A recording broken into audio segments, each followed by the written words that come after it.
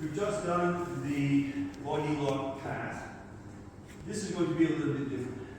This is something that's going to end up using some of the same principles, but later on. I use this as a way to force the opponent to put a butterfly guard on me, so I can then use the butterfly guard pass system. But I use it from closed guard. So if I'm stuck in someone's closed guard, you will have seen sometimes when I'm really struggling to posture up because they're very strong and keep pulling me down, or I'm quite nervous, they're very good at reversing the position or attacking me from there. Sometimes I'll just deny them access to my arms by putting them behind them and making a belt behind the glutes. So I very often will put pressure on them. So I'll use my shoulder, the point of my shoulder on the sternum, just to start gassing them out a little bit.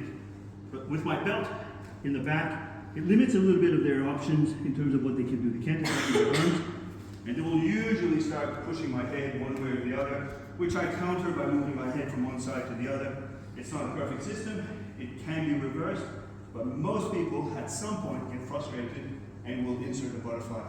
So essentially, I belt up, I usually tripod a little bit, and I give them a bit of a bait here, and at some point they'll slip this. As soon as they do this, this is where I do the same sequence that we just did before. The diagonally opposite hand will come and capture the toes of that foot. I pin it in, and I can now start clearing from this side. Because there's a butterfly hook on the other side, I can continue to pass, move to the side, side control position. Does that make sense?